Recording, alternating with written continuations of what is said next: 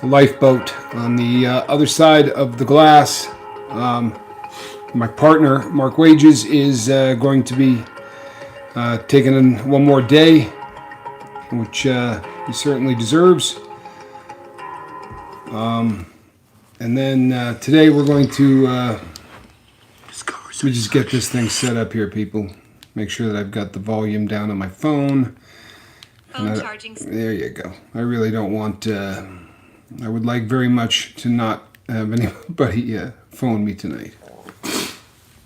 So let's see here. Got some new setup, some new equipment, so bear with me just real briefly. All right. There we go. Now we're good. Now I can look anywhere I want and see you people in your comments. It's a beautiful thing. We've really got it set up now in a pretty good way. So I'm pretty happy with the whole setup. People, if you watched earlier, I did a video where I talked about we lost one today, and it's never easy when you lose somebody, especially when the person is fighting to try to get sober. By the way, I had an opportunity to. I didn't speak in person with his wife. I did, however, have an opportunity to email back and forth with her. So I got approval to talk about some of the things that I'm going to talk about here, and I did that before the last video. His name was Jared, and he was here on the boat for a couple of months. And he was not really someone that you saw leave comments. And you know what? If you think about the number of people that watch the videos and the number of people who are live in the chat, it's a very small number. The people who are active in the chat, it's really just a completely different kind of a setup. You know, with the vast majority of people just don't get involved, and that's unfortunate. And it's something that I would like to. I'd like to address today. If you're uncomfortable talking, that's fine. But I've had people recently say, you know, when I get sober, I'm definitely going to, start to participate in the chat. Man, please hear me out, and don't do that. You know, if you're trying to get sober, we're not holding anything against anyone. We're not judging anybody. If you're getting high, that's fine, right? Everybody who's sober got high at one point, right? This is a show and a channel that is designed to try to help people get sober. So if you're getting high, please don't, we don't want you getting here and talking, about the drugs you did today and triggering people. But if you want to come here and say that you're struggling or anything, please don't suffer in silence. And the thing that makes this so important is that, with all due respect, and I told Elizabeth this, had I really had an opportunity to hear what his plan was. He told me that he was trying to quit. He didn't tell me that he was trying to wean himself off of perk 30s. That is not something that works, people. You can cut down. It's never going to be something that you're going to be able to just wean yourself off and have it be the answer to prayer. It doesn't work. It doesn't. If it did, a lot of the people who are addicted to opiates would be doing this, and we all tried it. Everybody has. I know that my partner tried to wean himself off of pills. I certainly tried to cut down on the amount of heroin that I did for years. I tried that stupid plan and it doesn't work. But the part that really jumped out at me is that he got from 5 pills a day to where he was doing a half a pill. That is absolutely remarkable. It really is. And it probably says a lot, not only about his willpower and what he was trying to do and how badly he wanted to be sober, but it also says a lot about what they're putting in these. There's so much dope in these pills, people, that it's unbelievable. A guy that had a 5 pill a day habit lost his life to a half a tab. A half a tab. The government put out a thing that says 1 pill can kill. I'm here to tell you that it doesn't take a pill, right? A half a pill can kill you. Handling the wrong pill can kill you. These are not things that are being made up by people for sensationalism or anything else. It's a situation that this poison that people are using to get high, they have really strategically removed the drugs that people used prior to this. Heroin's gone. There's no more heroin on the street. If you say, well, I'm doing heroin where I am at, I assure you, you're not. The people who are doing heroin these days are doing some kind of a fugazi. It's a setup where, they're using just enough heroin to give it a taste, and then the rest of it is all putting in fent. And the reason is because it's so damn cheap. And nits are even cheaper, and it's coming, people, and it's coming fast, and it's coming ugly. I'm not trying to downgrade anything. The tragedy that happened with the shooting yesterday, it's horrible that somebody shows up and shoots 10 people. But boy, we're going to hear about it, aren't we? We're going to hear about it. We're going to hear about it for so long. We're going to know every victim's name. We're going to know everything there is to know about these people. But by tomorrow, by the time this story is 24 hours old, right? There will be 400 or 500 people who died from this poison, and you're not going to hear their names. You're going to hear Jared's. Because he was on the boat. But the vast majority of these people are going to go nameless. They're just going to be numbers on a government chart.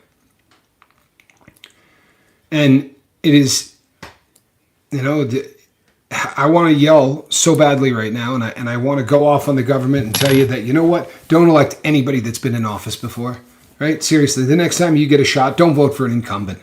If he's been in office, he failed, right? Or she failed. They've done nothing. Nothing. There's a few that are starting to make efforts, but they're starting to make efforts because the barn door is already wide the hell open and the horses are gone. And I want to yell about it. It's a disrespectful thing to do to Jared and his wife. I'm not going to do it today. It's not why I'm here. But I'm coming to the conclusion that if it's going to be people, then it's going to be up to us. Right? The government's not going to do anything to help us. They don't care. They don't care. There's no other explanation. They simply don't care. So what does that leave? That leaves us taking care of one another. We have to spread the word that one of these pills is deadly. A half of one of these pills just killed someone that had a 5-pill-a-day habit. I don't know if you can imagine if your substance of choice has not been an opiate. I'm not sure if you can imagine just how much dope 5 pills a day is. Jared had a big habit. And he was weaning himself down. This is a guy that wanted to quit. When you read the numbers on the charts, you don't think about people who are fighting to quit, right? You have visions of these people that are out partying and going nuts, and that's simply not what's going on. This substance enslaves people, and it makes it so difficult to get off. The fear of being sick, right? The fear of withdrawal keeps addicts using very often until it kills them. So if you're hearing this, if you happen to catch this video and you've never seen one of ours before, there's a way to get off without hurting. You hear me? There's a way to get off without hurting. And if you're not in a position to get that to happen, if you're spending every single dollar that you got on dope and you don't have enough money, reach out to us. There are people here who have made it so that we could save some lives. And we have.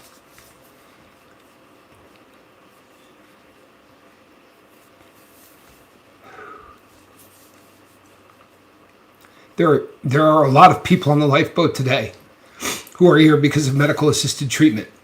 People that were doing fent who are here today and they're alive. It's somebody made a great comment earlier that it doesn't matter how many people you help, because when you lose one, it's so painful and it seems like such a waste. that it almost seems impossible to keep going. You know, it seems like, thank you, Brandon. It's classy. It's hard to keep going when you feel like you're losing. The truth is, we're not losing, right? Not here, not on the boat. But if you're listening to me and you're thinking, I'm going to start talking as soon as I get off of this dope, please don't be that guy or that gal, right? Reach out, right? Tell us that you're hurting. Tell us you're afraid to get sick. Tell us that the withdrawals are more than you think you can cope with, because we'll talk to you about how you can avoid that. You do not have to suffer to put this stuff in the rearview mirror. Take my word for it. You don't have to suffer, right? To get over this, you don't. So please don't keep taking this garbage because you're afraid of getting sick. Because sick, not only is it avoidable, but death isn't. This is Russian roulette every single time you get well. And make no mistake, people, they're not getting high. Any of you who have ever been addicted to opiates know that the high stops really early on. And what you're left with is just trying to stay well. Chuck, be careful, please. If you're driving, please be careful. So the takeaway from this is that we got to look out for each other. We got to spread the word that this stuff is poison, because no one else is gonna. Really, they're not. It'll be a 30-second blurb on the news. And I don't mean our friend's death. No one's going to talk about that. But they're going to talk about all this stuff coming across the southern border. But the only reason they're going to talk about it is because one party wants to use it against the other party. Right? They don't care. It has nothing to do with actually caring a lick about the people who are dying. It's just good fodder to argue. It's a good reason for one party to say the other party sucks. I got news for you. They both suck. I've said this before on the boat, and I promise you people, I'm telling you the truth. If somebody comes out and before this election that's coming up and says, my goal is to stop this crap from coming across the border, that to me is the number one problem in this country, I'm going to vote for them. I don't care what party they're from. I don't care what party they're from. I just want to hear somebody say that the biggest problem that we've got in this country is the fact that we're losing 400 or 500 people a day to poison that is being made by our enemies and shipped into our country. I want to hear somebody say that out loud. This isn't politics. It's death. This isn't about politics. It's about more people dying every day from this crap than died in the Vietnam War and World War II combined, right? Take all of the wars of the modern era and add up all of the Americans who lost their lives. And more people have died from this growing epidemic than all of them combined. If you have a child, your child is more likely to die from one of these pills than they are from any other way of dying. And I don't care if your child is 12, 13, 48, 50. It's the number one cause of death from 18 to 50. And if you read the newspapers, if you listen to any stories, in California, they're talking about an epidemic of finding homeless people dead on the streets. Think they're bothering to check why? More throwaways. More people that they don't bother. I got to pay for an autopsy for a homeless person. Why would they do that? The numbers are so underreported, people. It's incredible. It's incredible. That epidemic that we had, where we all had to wear masks, they're going to be talking about it for hundreds of years, right? If we make it that long. They're going to be talking about just how awful that was. They're not going to say a thing about the 1 million people who are already dead because they're write-offs. And you know what? We're those write-offs. Right? Me, Mark, Every one of you. In their eyes, we're write-offs. You understand? So we need to look out for each other because they're not going to look out for us. And we need to talk to everybody that will listen. The cards are getting printed. Got to start handing these things out because this is up to us. It's one of those situations, people, where it is up to us. No one else is going to do what needs to be done. That's sad, but it's true. And I don't want to overshadow Jared with anger or with anything else. He died fighting. He died fighting this crap. And you know what? There's a lot to that. It sucks that he's not with us. But you know something? He wasn't partying at a concert. He took a half a pill and he listened to the Lifeboat.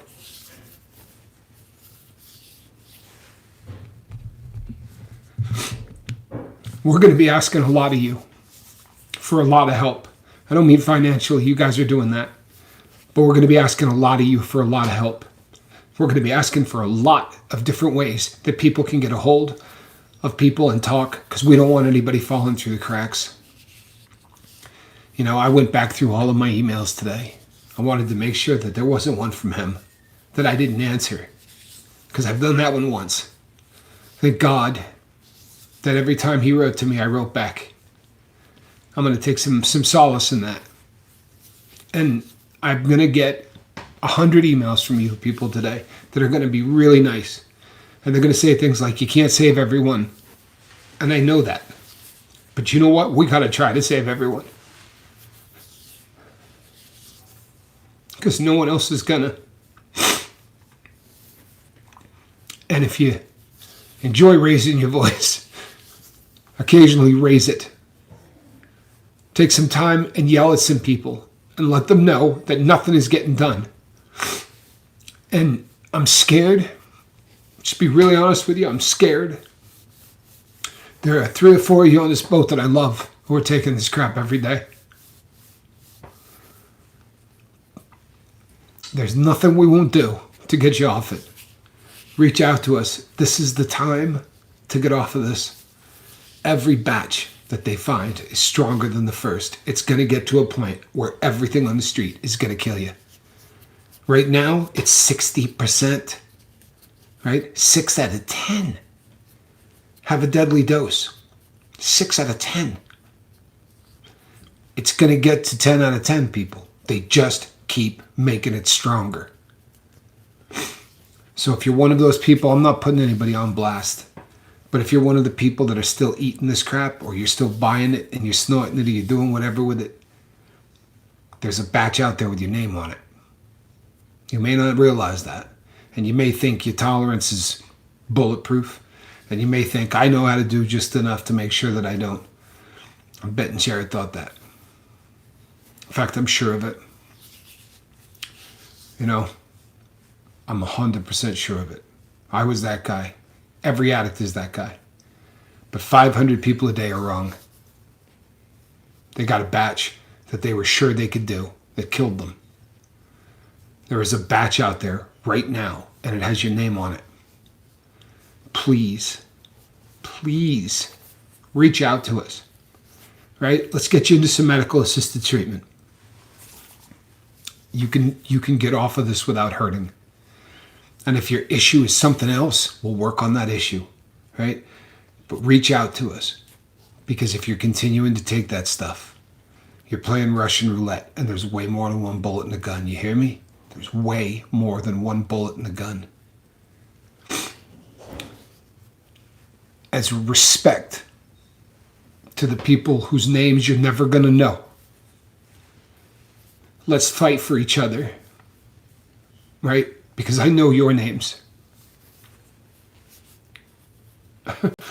It's ironic that, you know, we lose one and it's, you know, it brings a tear to your eye. These are hard shows to go through. I like wearing the hat.